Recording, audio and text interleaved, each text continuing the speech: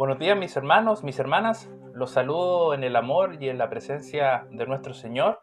Vamos a dar comienzo a nuestro culto de adoración y también al estudio de la palabra del Señor.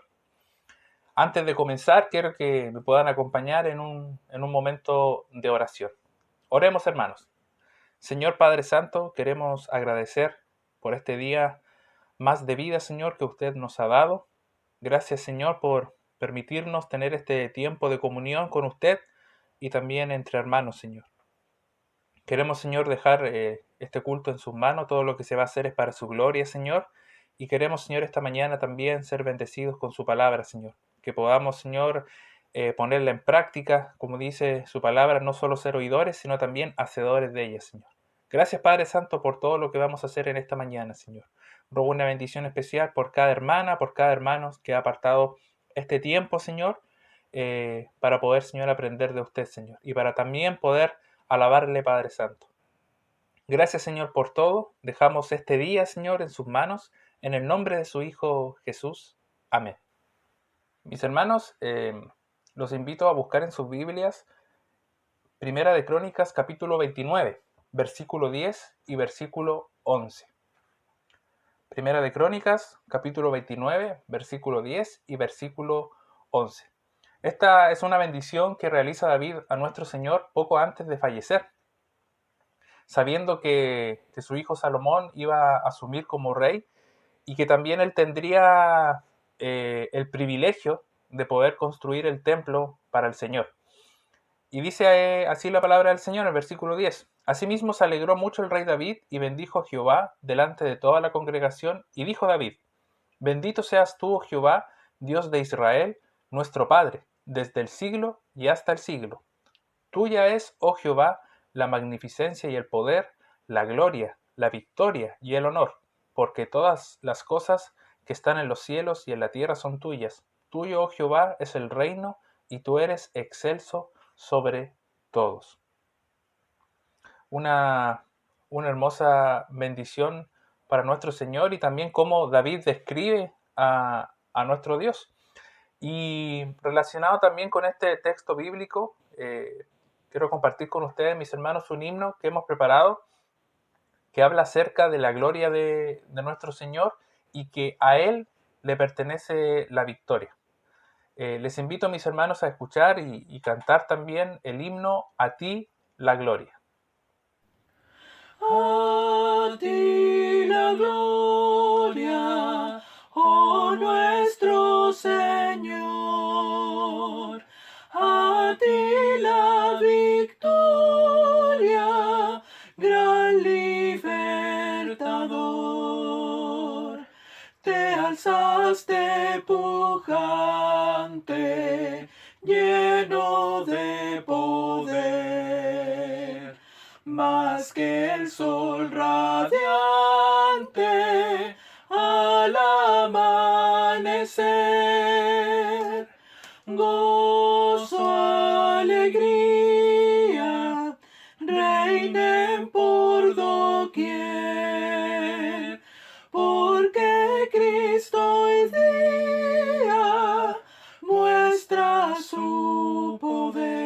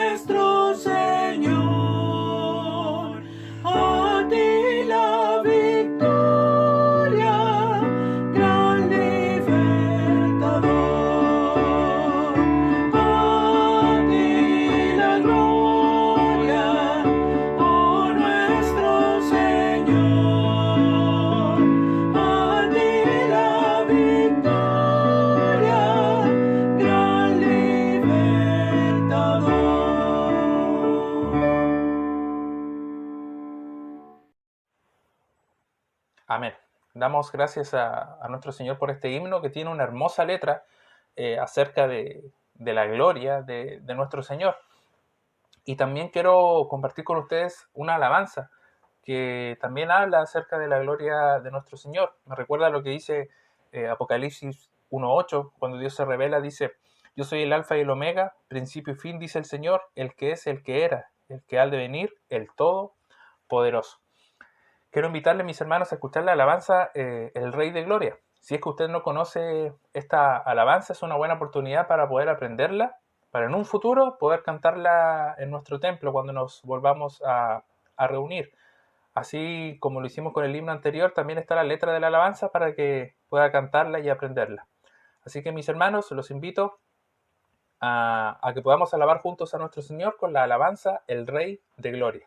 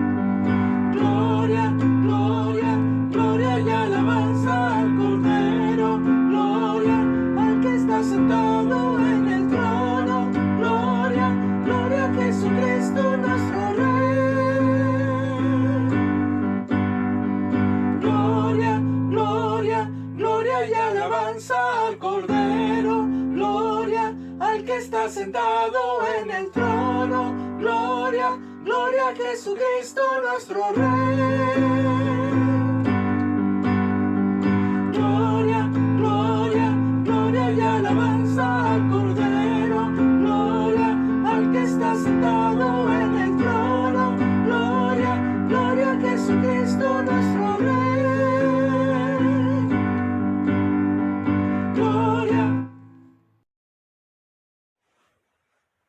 Amén. Una hermosa alabanza para nuestro Señor.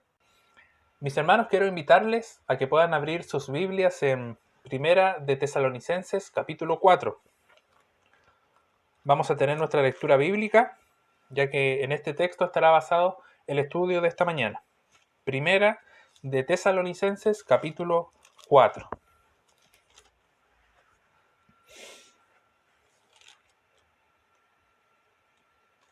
Le voy a dar lectura al capítulo 4 y ustedes me van siguiendo.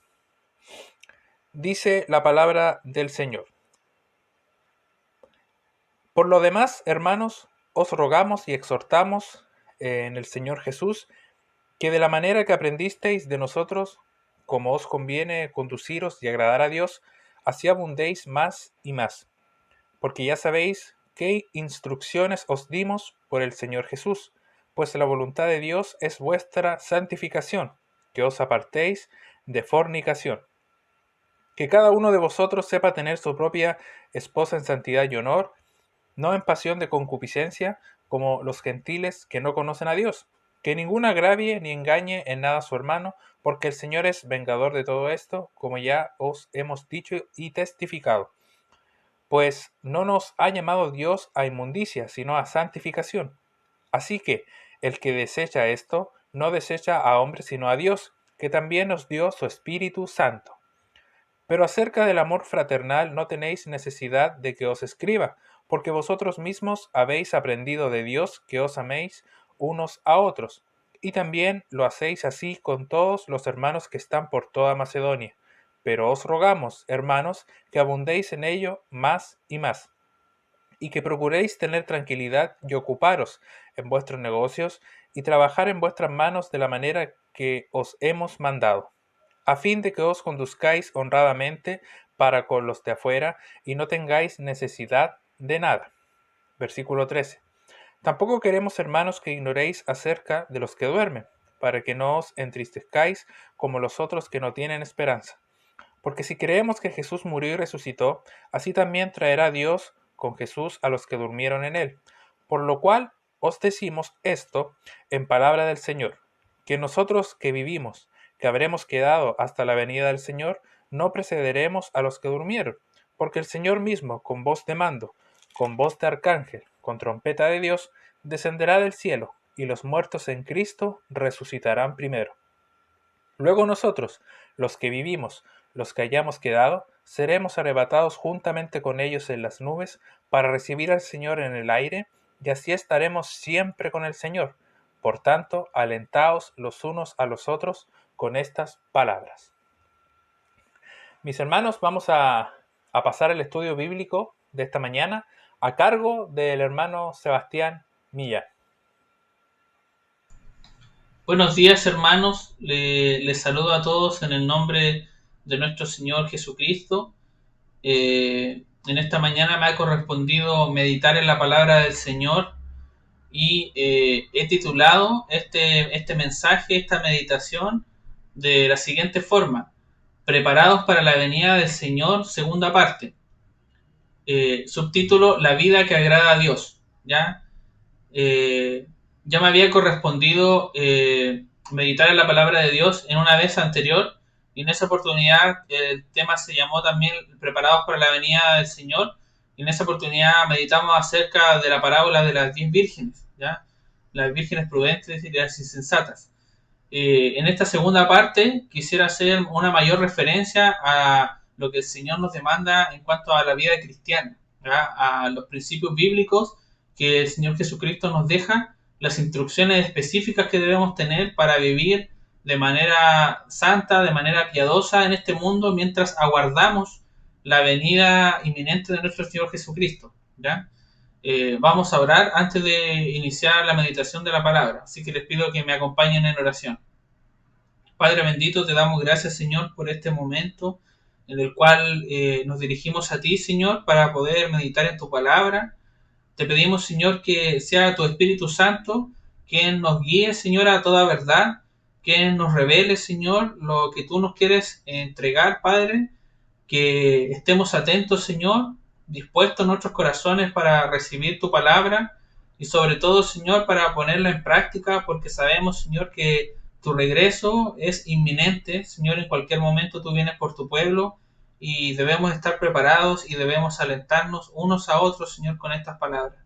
Te damos gracias, Señor, y entregamos esta meditación en tus manos, Padre. Te lo agradecemos y te lo pedimos en el nombre de Jesús. Amén. Bien, la meditación de la palabra del Señor va a estar, bueno, como lo leímos, ¿cierto? En la primera carta de Pablo a los tesalonicenses, el capítulo número 4, ¿ya? Es todo el capítulo 4, primera de Tesalonicenses, capítulo número 4. Ahí se va ahí es ese pasaje el que vamos a estar estudiando, ¿ya? Bueno, para partir esta meditación, como les mencionaba en comienzo, es evidente que nos encontramos en los tiempos finales, ¿ya? Si bien como cristianos se nos llama, ¿cierto? El mismo Señor Jesucristo dice que el día ni la hora de su regreso nadie lo sabe, sino solamente su Padre. Por lo tanto, como cristianos no debemos poner fechas, ¿ya? Ni para el arrebatamiento, ni para la segunda venida del Señor Jesucristo, ¿ya? Cuando por fin el Señor vendrá a reinar y a acabar definitivamente con el mal de este mundo, con la corrupción del hombre, ¿cierto?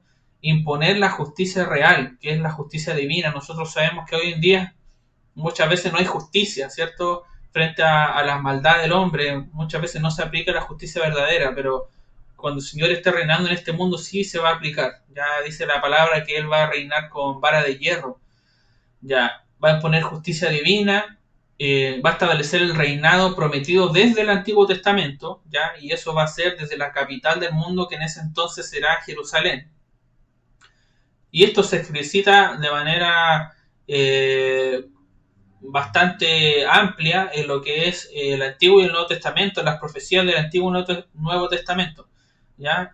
Pero lo que sí debemos tener bien claro, y que es una completa verdad bíblica, es que nuestro Señor Jesucristo hizo referencia, ¿cierto?, en los evangelios a las señales que habrían de acontecer en los tiempos finales, ¿cierto?, previo a su regreso. Como cristianos debemos admitir que esto es evidente, ¿ya? No podemos poner una fecha, pero tenemos la convicción de que queda muy pronto, queda muy poco tiempo, o sea, va a ser muy pronto el regreso de nuestro Señor Jesucristo, cuando Él descienda del cielo, nos saque de este mundo que está impío, está desviado, ¿ya? Es cosa de ver a nuestro alrededor todas las cosas que suceden, ¿ya? O sea, ya no hay que darle más vuelta al asunto, ¿cierto? Y también es cosa de mirar lo que siempre nos han enseñado, el reloj profético de Dios, ¿ya?, que es la nación de Israel. Nuestra alma se debe llenar de gozo, se debe llenar de alegría, porque pronto veremos a nuestro Señor. Y esa es nuestra bendita esperanza, ¿ya? Esa es nuestra bendita esperanza, que pronto nos reuniremos con el Señor para estar para siempre con Él, ¿ya? Sin embargo, ¿qué hacemos mientras esperamos su regreso? Han habido generaciones y generaciones de creyentes que han tenido esta esperanza y que han muerto creyendo en ello, ¿cierto? Pero el Señor Jesucristo nos deja bien en claro, ¿cierto?, que tenemos que estar velando, tenemos que estar orando, esperando su regreso, pero mientras estemos en este mundo, tenemos que vivir de manera santa y de manera piadosa, ¿ya? Debemos llevar una vida que agrade a nuestro Dios, y hay instrucciones específicas que el Señor mismo dejó a través del apóstol Pablo, ¿ya?, a la iglesia de Tesalónica y por lo tanto a la iglesia universal de Cristo en todas las épocas, ¿ya? Y eso se ve en su primera carta a los tesalonicenses y en el capítulo 4 donde va a estar nuestra meditación, ¿ya? Esta meditación va a constar de dos puntos principales. El primero más extenso que el segundo, ¿ya?, que como les comentaba en un comienzo, quiero hacer mayor referencia a la vida cristiana que debemos tener previo al regreso de nuestro Señor. Entonces, el primer punto es el siguiente. Número 1, la conducta que debemos tener como creyentes para agradar a Dios en la espera de su venida, ¿ya? Entonces, la conducta que debemos tener los creyentes para agradar a Dios en la espera de su venida. Ese es el primer punto. Y el segundo punto en el cual vamos a meditar es el siguiente: las palabras de consuelo con las que debemos alentarnos unos a otros. Y esa es nuestra bendita esperanza. Entonces, punto número 2, las palabras de consuelo con las que debemos alentarnos unos a otros, o sea, nuestra bendita esperanza. ¿Ya? Vamos a meditar en el primer punto, la conducta que debemos de tener como creyentes para agradar a Dios en la espera de su venida. La lectura bíblica se leyó, ¿cierto? Todo el capítulo 4 de la primera carta de los tesalonicenses, se leyó con la versión de la Reina Valera de 1960, la cual es la versión clásica que siempre nosotros utilizamos, pero durante la meditación, a medida que voy leyendo los versículos, yo en lo personal voy a utilizar la nueva versión internacional, ¿ya? Solamente por un tema de que en este pasaje presenta un lenguaje un poquito más sencillo, más fácil de entender, ¿ya? Pero el mensaje es absolutamente el mismo, ya solamente para que lo veamos desde otra perspectiva, pero el mensaje es exactamente el mismo, no hay ninguna diferencia. Entonces, versículos 1 y versículo 2, esta es la introducción del capítulo. Esta versión de la nueva versión internacional de la Biblia dice así: por lo demás, hermanos, les pedimos encarecidamente, en el nombre del Señor Jesús, que sigan progresando en el modo de vivir que agrada a Dios, tal como lo aprendieron de nosotros. De hecho, ya lo están practicando. Ustedes saben cuáles son las instrucciones que les dimos de parte del Señor Jesús. El apóstol Pablo le está pidiendo acá a los hermanos de Tesalónica, no por su propio título de apóstol, ni en su propio nombre, sino que a través del nombre bendito de nuestro Señor Jesucristo, ¿ya?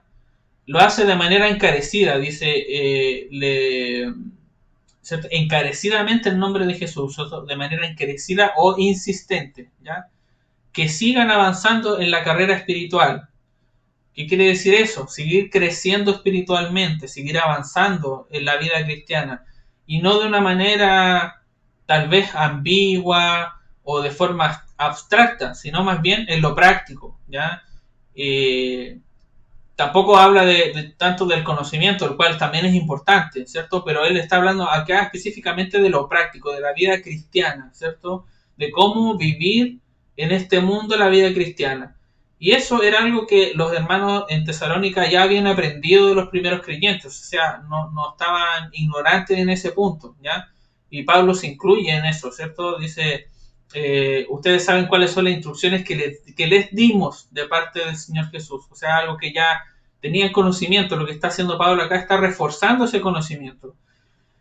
Esto no es una reprensión, no se debe leer así como que es un reto, ¿cierto? Sino que más bien es un desafío, ¿ya? Es un desafío que Pablo aclara que ellos ya lo estaban llevando a la práctica. Y además señala que ya lo sabían, no tenían conocimiento de estas instrucciones específicas, ¿cierto? Este conocimiento debemos señalar que no es mera sabiduría humana, ya no son reglas impuestas por Pablo o impuestas por los primeros padres de la iglesia, son instrucciones específicas dadas por el mismo Señor, ya por el mismo Señor Jesucristo.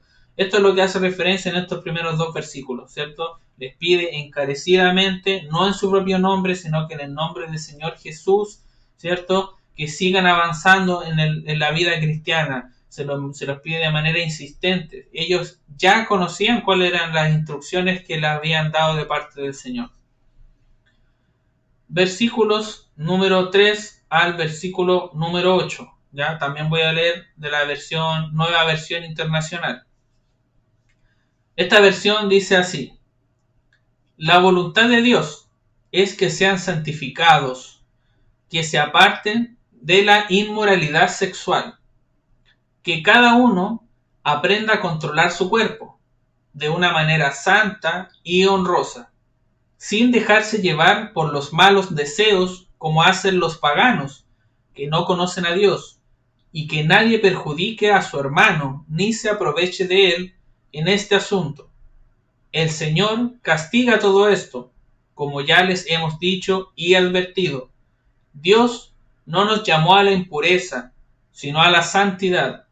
Por tanto, el que rechaza estas instrucciones no rechaza a un hombre, sino a Dios, quien les da a ustedes su Espíritu Santo. Bastante información, ¿cierto? muy importante, un poco más fuerte, ¿cierto? Al principio se habla de las instrucciones que ellos ya lo sabían, pero ahora ya se mencionan estas instrucciones de manera específica, ¿cierto? La primera pregunta que debemos señalarnos en este asunto es la siguiente: ¿cuál es la voluntad de Dios en cuanto a la manera de vivir la vida cristiana mientras aguardamos su regreso? ¿Cuál es la voluntad de Dios? Esto es lo más importante. ¿Qué desea el Señor de nuestras vidas? ¿Cómo debemos vivirla mientras le esperamos, mientras aguardamos el arrebatamiento, la segunda venida de nuestro Señor? El versículo número 3 lo menciona de manera clara y tajante. Y esto es el concepto de la santidad, ¿ya? Muchas veces hemos oído hablar acerca de la santidad, ¿cierto? No es un concepto desconocido para los creyentes. Fuimos, ¿cierto?, llamados a ser santos. Una vez que conocemos a Cristo, el Señor nos salva, nos perdona, ¿cierto? Y ya somos creyentes en Él, somos salvos, se nos llama a la santidad, se nos llama a ser santos. ¿Por qué? Porque el mismo Señor, Dios, es santo. Y como hijos de Dios, lo que debemos hacer es reflejar la imagen de nuestro Señor Jesucristo en nuestras vidas. El Señor Jesús es santo, el Señor Jesús es apartado del mal, no hay pecado en Él, ¿ya? Por lo tanto, nosotros como hijos de Dios, como creyentes, debemos dejar de lado, ¿cierto? Debemos apartarnos, ¿ya?, de cualquier práctica pecaminosa que nos aleje de Dios, ¿ya? Debemos consagrarnos y apartarnos para Él. Ahora, hay que señalar lo siguiente: lograr este objetivo no es fácil, no es algo instantáneo, no se logra de un día para otro, ¿ya? Si bien nosotros somos santos delante de Dios en posición, ¿cierto? Porque somos hijos de Dios perdonados, delante de Dios en posición somos santos. Pero también es cierto, de manera simultánea, esta verdad, y es que hay un proceso de santificación mientras aún estemos vivos en este mundo, ¿cierto? Que es un mundo corrompido, un mundo sumido en el pecado, ¿cierto? Un mundo caído. Y además, nuestro espíritu, nuestra alma sigue residiendo en este cuerpo corrupto. Por lo tanto, es a este proceso de santificación a lo que el apóstol Pablo hace mención, ¿ya? A esto se está refiriendo. Y este proceso de santificación tiene algunas instrucciones específicas, ¿ya?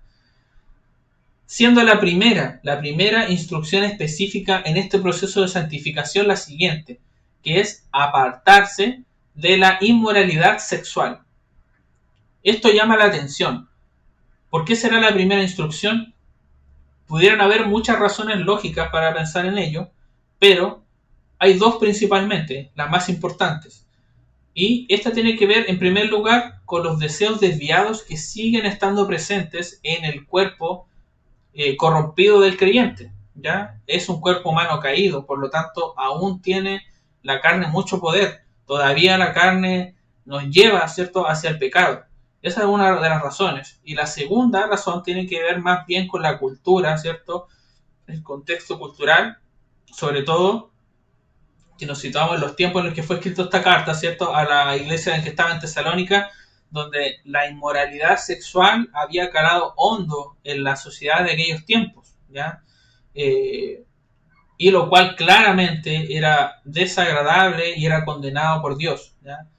Ahora, si nosotros hacemos el paralelismo de lo que estaba viviendo la cultura griega, ¿cierto?, cómo había calado hondo esta cultura de inmoralidad sexual, y lo comparamos con nuestros tiempos, es evidente, ¿cierto?, que estamos quizás igual o peor que en esos tiempos, ¿ya? Y el carácter de Dios no cambia. O sea, si a Dios le desagradó esa conducta en el pasado, a Él le va a seguir desagradando hoy en día.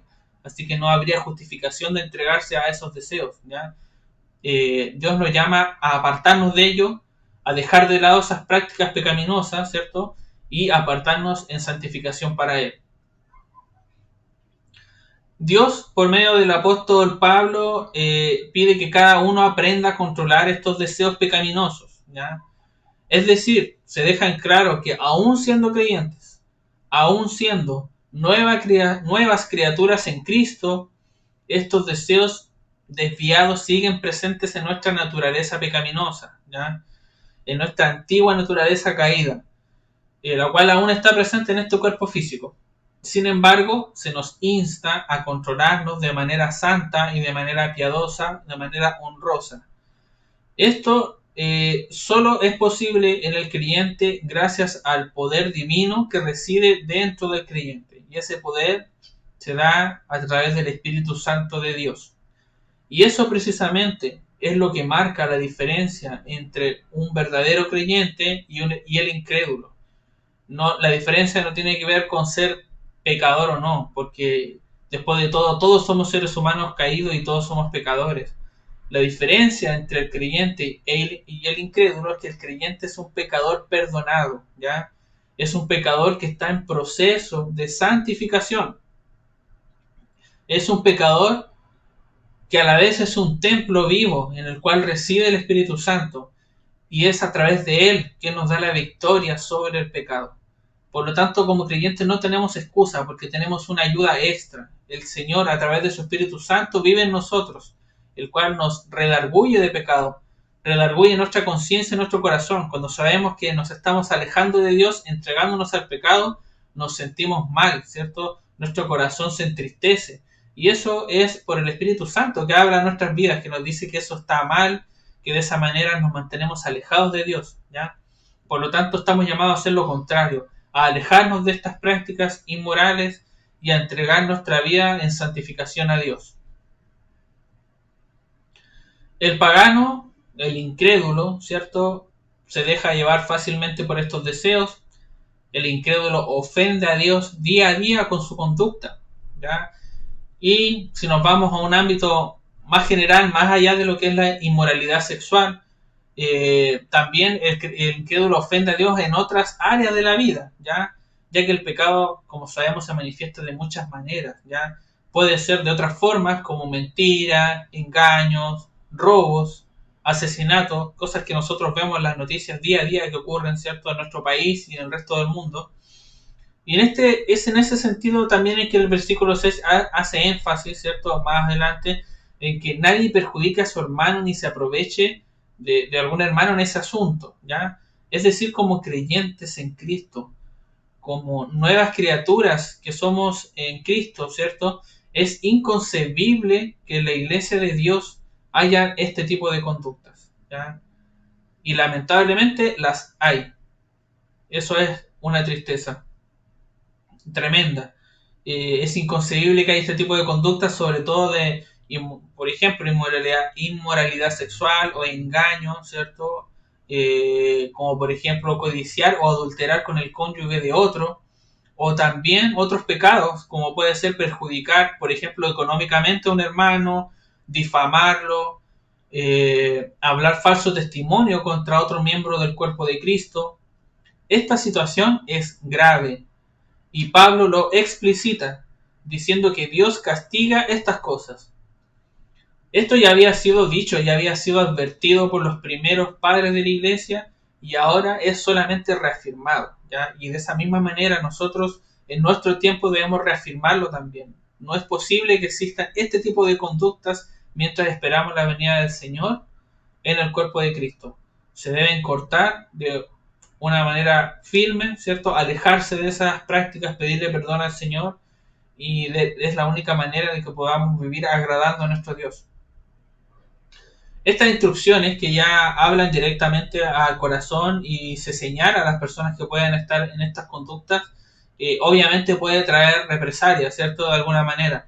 Puede traer enojo, orgullo, envidia, rabia en el corazón del falso creyente, ¿cierto? Alguien que realmente ha escuchado el evangelio pero no ha entregado su vida a Cristo. O también quizás en algún creyente inmaduro que haya sido enceguecido por el orgullo, ¿ya? Esta situación puede llevar a estos falsos creyentes o creyentes inmaduros a criticar a las autoridades de la iglesia local, ¿ya? Así como de antaño, ¿cierto?, el líder del pueblo de Israel, Moisés, fuese criticado por su propio pueblo y también fuese desafiado, ¿cierto?, como lo que ocurrió con la rebelión de Coré, como si a manera de criticarlo apuntaban a su persona, o sea, como que Moisés hubiera inventado los preceptos, los mandamientos, y siendo que en realidad Dios era quien ordenaba esos estatutos, ¿ya? Y lo hacía, se los comunicaba a su pueblo a través de su instrumento, este ser humano que era Moisés, pero él solamente era un instrumento, el Señor era el que daba estos preceptos. De la misma manera, estas instrucciones específicas para la iglesia, de la manera de comportarnos, vienen de parte de Dios, ¿ya?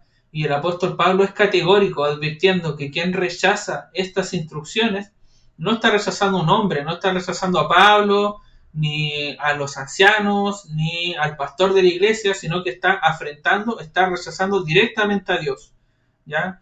Y a Dios, quien además nos otorga el Espíritu Santo, ¿cierto? Que se le otorga al cristiano verdadero. Entonces, si usted rechaza esas instrucciones de parte de Dios, si usted es un creyente verdadero, tiene que replantearse esta situación porque el Espíritu Santo reside dentro de usted. Y si usted aún así decide apartarse de Dios, ya el Señor va a tratar directamente con usted. Ya va a tratar directamente conmigo. Por eso debemos examinarnos, ¿cierto?, a nosotros mismos, si tenemos algún pecado oculto, pedirle perdón a Dios, o si hemos ofendido a un hermano, acercarnos, ¿cierto?, pedirle perdón para poder restablecer la comunión con ese hermano y de esa manera restablecer la comunión con nuestro Dios. Versículos 9 al 12. Dice así: en cuanto al amor fraternal, no necesitan que les escribamos, porque Dios mismo les ha enseñado a amarse unos a otros.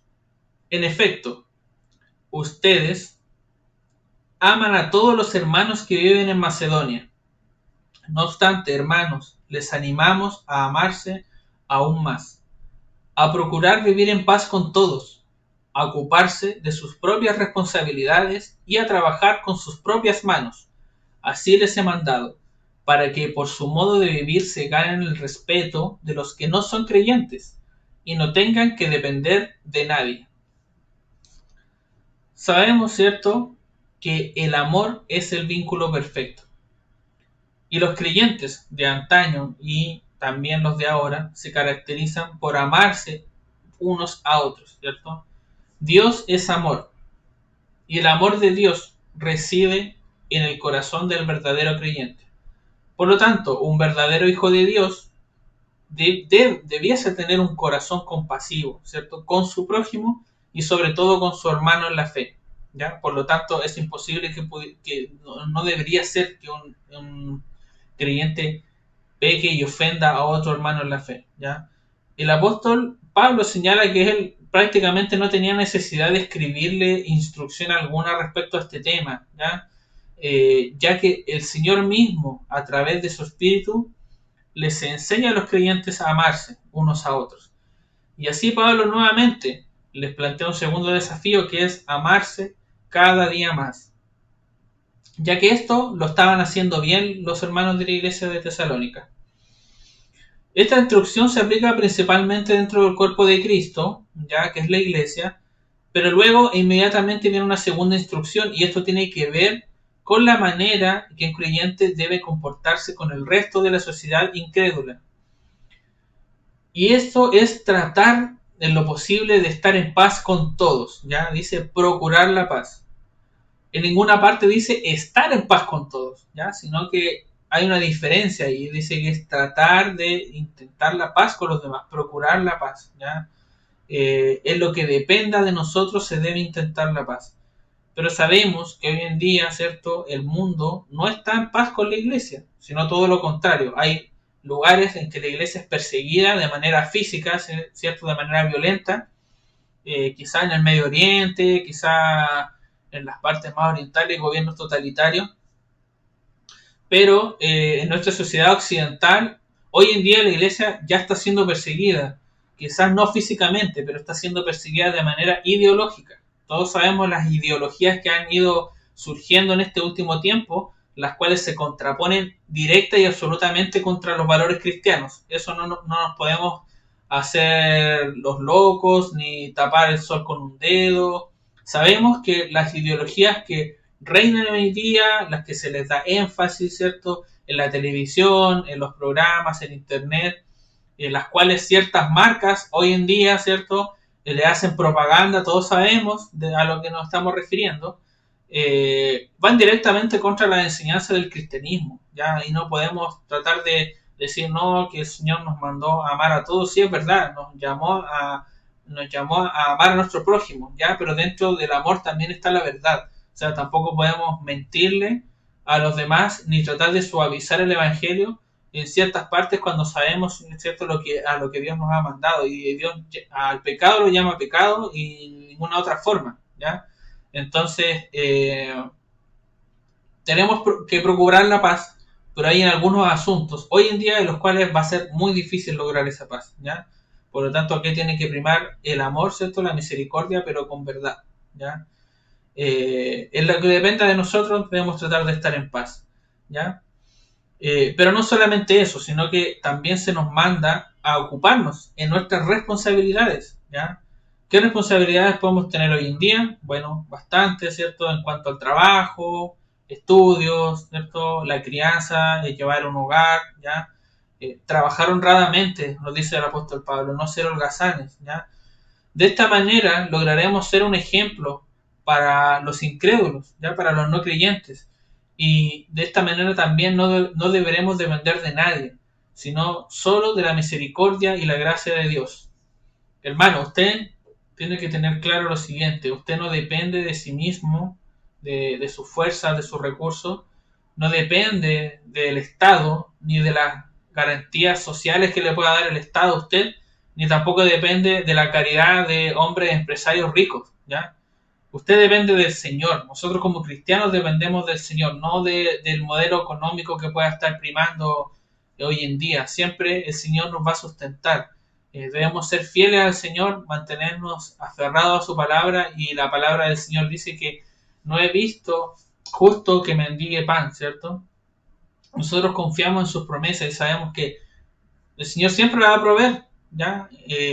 Puede ser a través de un hombre rico, puede ser a través de otro hermano que tenga mayores recursos, puede ser a través de derechos sociales, garantías sociales del Estado, pero por sobre todas esas cosas está el Señor es el que arregla todos esos asuntos. Nosotros debemos dejar nuestras cargas, nuestras ansiedades a Él. El Señor se va a encargar de que nosotros no tengamos necesidad y podamos vivir tranquilamente mientras estemos en este mundo, ¿ya?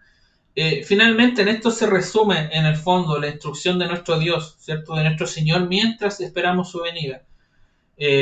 Respecto a la vida que tenemos que llevar como creyentes en este mundo para poder agradarle: santificación, amarnos unos a otros, procurar vivir en paz con el mundo y cumplir nuestras responsabilidades, como por ejemplo trabajar honradamente. De esa manera el Señor nos pide que vivamos mientras aguardamos, mientras esperamos, ¿cierto?, su venida. Ese era el punto número 1, ¿ya? Y el punto número 2 es un poco más corto que el primero, pero no menos importante, y es lo siguiente: las palabras de consuelo con las que debemos alentarnos unos a otros, ¿ya? Las palabras de consuelo con las que debemos alentarnos los creyentes unos a otros. Y esto es nuestra bendita esperanza, ¿ya? Esto es lo que estamos esperando, viviendo de esta manera piadosa, santificándonos. Esta es nuestra bendita esperanza. Versículos 13 al 18. Versículos 13 al 18. Dice así: hermanos, no queremos que ignoren lo que va a pasar con los que ya han muerto, para que no se entristezcan como esos otros que no tienen esperanza. ¿Acaso no creemos que Jesús murió y resucitó? Así también Dios resucitará con Jesús a los que han muerto en unión con Él. Conforme a lo dicho por el Señor, afirmamos que nosotros, los que estemos vivos y hayamos quedado hasta la venida del Señor, de ninguna manera adelantaremos a los que hayan muerto. El Señor mismo descenderá del cielo con voz de mando, con voz de arcángel y con trompeta de Dios. Y los muertos en Cristo resucitarán primero. Luego los que estemos vivos, los que hayamos quedado, seremos arrebatados junto con ellos en las nubes para encontrarnos con el Señor en el aire, y así estaremos con el Señor para siempre. Por lo tanto, Anímense unos a otros con estas palabras. Pablo no deseaba que los creyentes se quedaran sin conocimiento en este tema, ya ni menos en lo que pasaría con los hermanos que hayan muerto en la fe, porque naturalmente iba a haber una tristeza por la pérdida, ¿cierto? Sobre todo entre creyentes, siendo que se caracterizaban y nos caracterizamos por amarnos unos a otros, ¿ya? Pero aclara Pablo acá a través de, o sea, el Señor Jesús a través de Pablo aclara que los cristianos, ¿cierto? Tenemos una esperanza, ¿sí? Que nos diferencia de los incrédulos, ¿cierto? Que cuando ellos pierden a un ser amado, a un ser querido, se les destruye su mundo, ya no tienen ninguna clase de esperanza. Y precisamente la esperanza del creyente nace a raíz de su fe en el Señor Jesucristo, ¿ya? Y específicamente lo que significa la base del cristianismo, ya que es la resurrección de nuestro Señor Jesús de entre los muertos. El Señor Jesús dio su vida por nosotros y al tercer día, después de haber muerto, resucita, ¿cierto?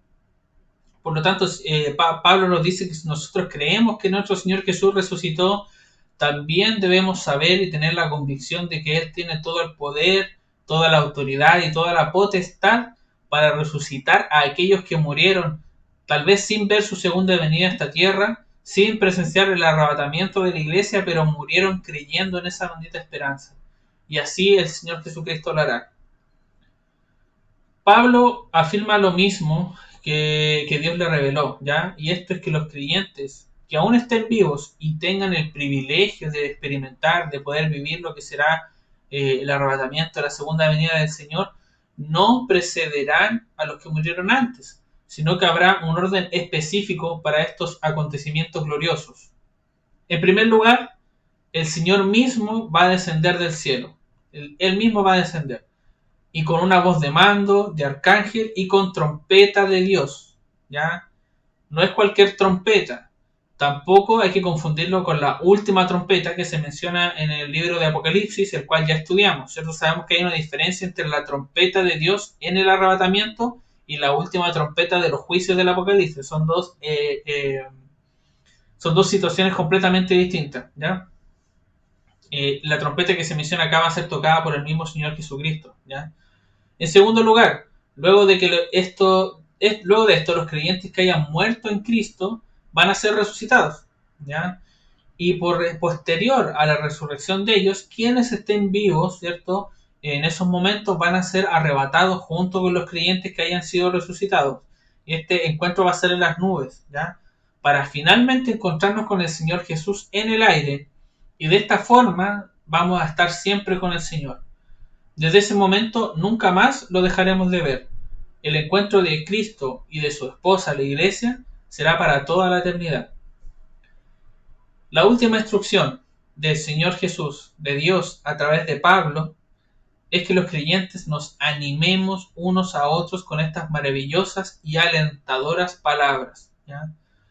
Por eso, hermanos, mientras aguardamos nuestra bendita esperanza de reunirnos con nuestro amado Señor Jesús, para lo cual sabemos que es evidente que queda muy poco tiempo, vivamos en santidad cada día, apartados para nuestro Dios, alejados de cualquier inmoralidad, amándonos unos a otros, procurando la paz en cuanto sea posible para con los de afuera, ocupándonos día a día en cada una de nuestras responsabilidades en esta tierra y sobre todo alentándonos unos a otros respecto a la venida del Señor Jesucristo a este mundo y sobre todo al inminente arrebatamiento de la iglesia por parte del Señor Jesús.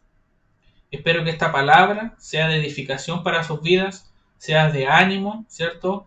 Recordémosla en nuestro día a día, que los quehaceres de este mundo no nos alejen, ¿cierto?, de esta verdad gloriosa. Muchas veces estamos tan metidos en las cosas de este mundo, en el trabajo, en nuestras responsabilidades. No, o sea, Dios nos manda a ocuparnos de nuestras responsabilidades, pero eso no es lo único. Lo más importante es la santificación, amarnos unos a otros, ¿cierto?, y mantenernos alejados del pecado, aguardando la venida del Señor Jesucristo. Animémonos unos a otros, recordemos estas palabras, sobre todo en estos tiempos que sabemos que queda muy poco es cosa de ver nuestro alrededor, es cosa de ver el reloj profético de Dios. Que el Señor les bendiga. Damos gracias al Señor por el estudio bíblico de esta mañana. La palabra del Señor nos instruye y también nos motiva a ser cada día más semejantes a nuestro Señor Jesucristo.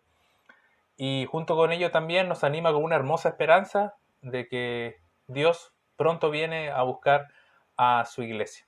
Damos gracias al Señor por el estudio bíblico de esta mañana. Mis hermanos, antes de finalizar este culto, quiero invitarles a escuchar una alabanza más para nuestro Señor, la alabanza Aleluya.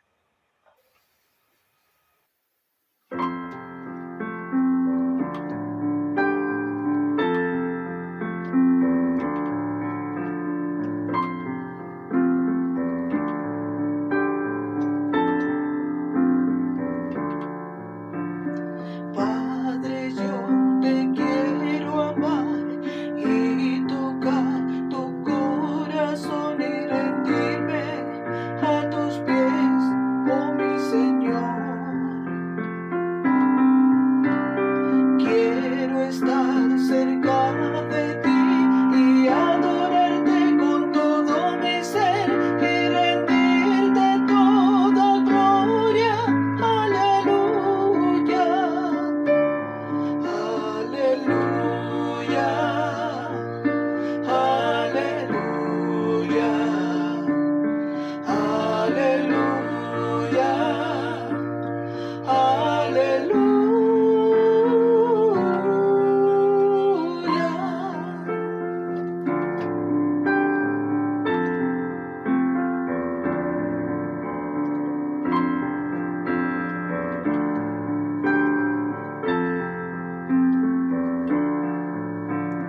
Cuando sienta yo caer firme en ti, estaré, pues tú eres mi refugio, oh Señor.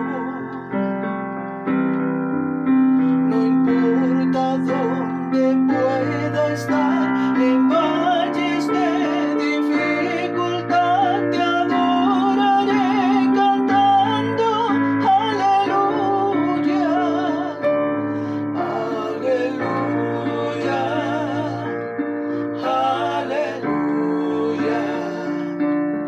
aleluya, aleluya,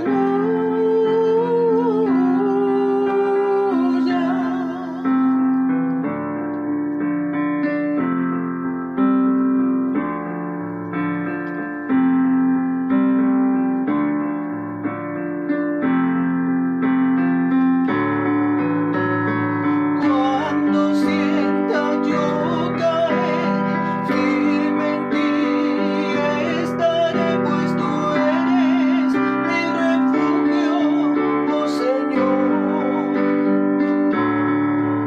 No importa dónde pueda estar, en valles de dificultad te adoraré cantando aleluya. Aleluya, aleluya,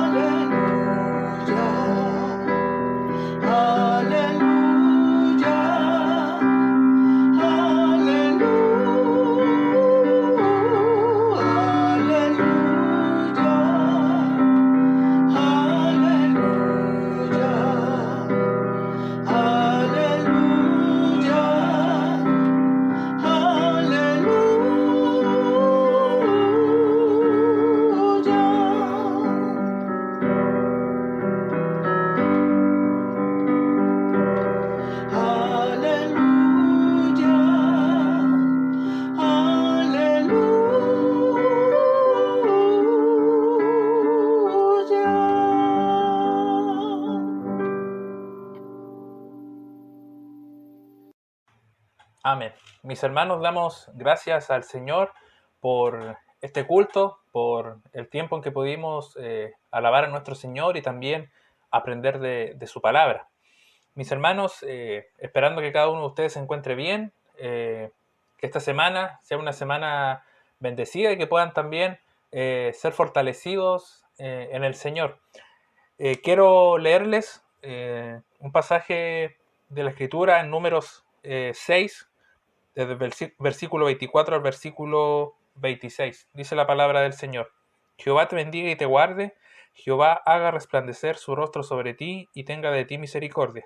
Jehová alce sobre ti su rostro y ponga en ti paz. Que el Señor les bendiga, mis hermanos, y que sean fortalecidos en la palabra del Señor para comenzar esta semana.